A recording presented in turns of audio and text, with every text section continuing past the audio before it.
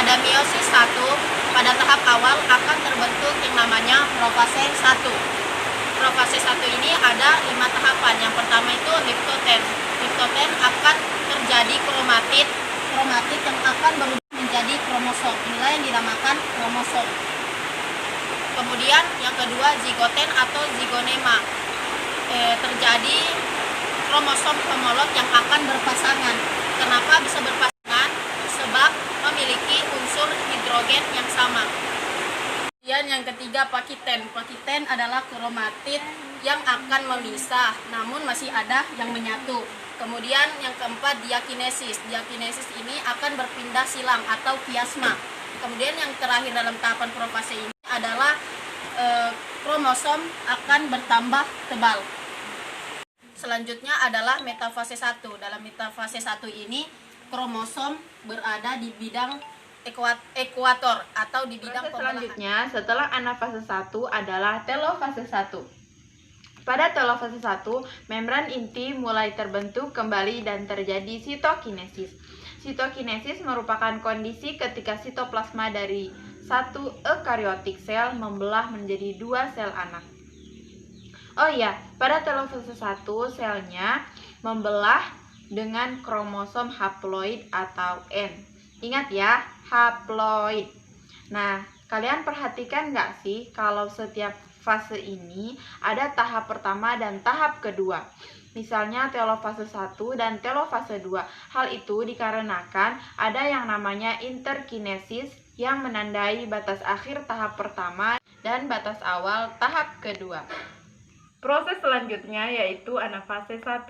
Pada anafase 1, kromosom homolog akan bergerak menuju ke kutub yang berlawanan akibat tarikan dari benang gelendong.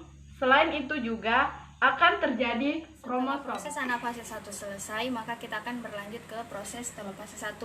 Pada tahap telofase 1 ini, membran inti mulai terbentuk kembali dan terjadi yang disebut dengan sitokinesis. Jadi apa itu sitokinesis?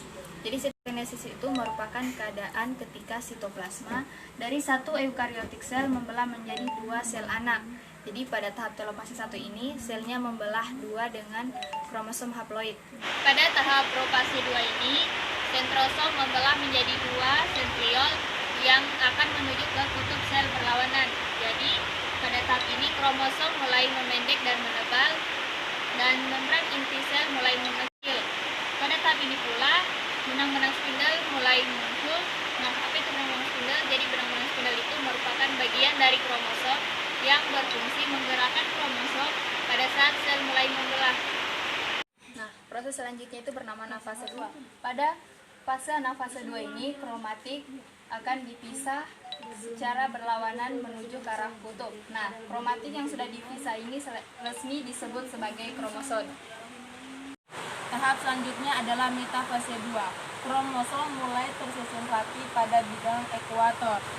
Mulai tersusun benang-benang spindel yang salah satu ujungnya melekat pada sentromer, sedangkan ujung lainnya melekat pada kutub pembelahan yang arahnya berlawanan.